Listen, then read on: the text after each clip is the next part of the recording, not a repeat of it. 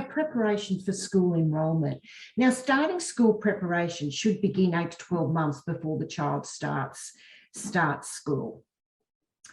And the first step really is to have a conversation with your child's preschool teacher or daycare teacher or early intervention team.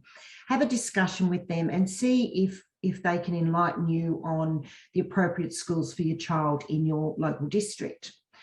And then contact the local school and discuss with this school and actually do some detective work and find out what they have in place already for a child with special needs, asking questions about as I said, the supports that are already in place at the school. The next step is to identify your child's main condition and how they impact on your child's life day to day. Start thinking about the goals you realistically would like to see be achieved.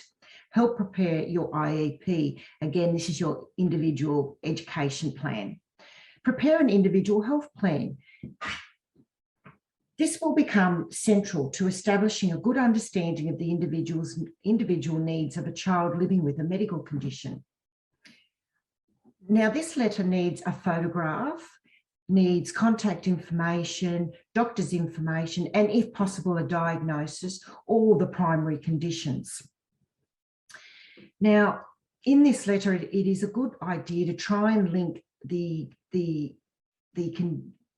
child's condition with 6 known impact areas. Now, these impact areas can be divided up into the first one being mobility and movement, second one, nutrition, eating and drinking, third, cognitive learning, and then socialization, how they mix with their other peers, self-management, how independent they are, and sensory impacts, if they have any visual or hearing loss.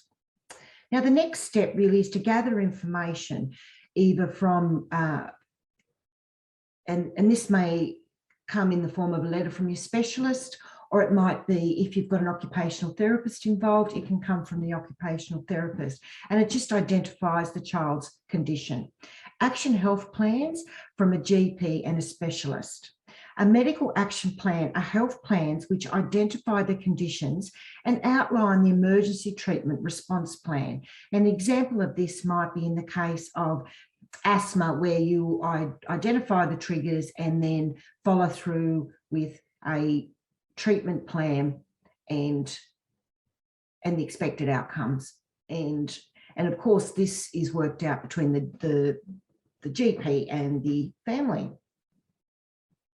Now, enrolment. So after you've decided on the school, the next step again is to contact the school.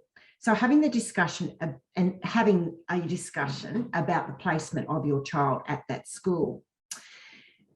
Now, filling out the enrolment form. This includes a section on health conditions. Now, the conditions need to be documented separately and attached to the enrolment form.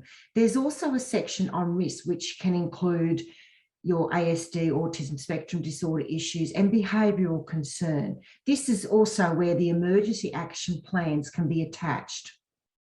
Now, the access request form, if integration funding will be required for additional funding to support your child, an ARF form, or the access request form, will need to be completed. It is imperative that the learning support team or principal work with you to help identify any adaptations required for the child to have an environment that's ready for learning. After acceptance and your access request form has been submitted successfully, a member of the learning and support team, head teacher or welfare teacher, if it's in a high school, will develop the independent education plan. And this is where your individual health plan would be submitted, so plans can be made. And it's also where the goals that you had thought about in the first stages of the enrolment will be actually documented on the individual education plan.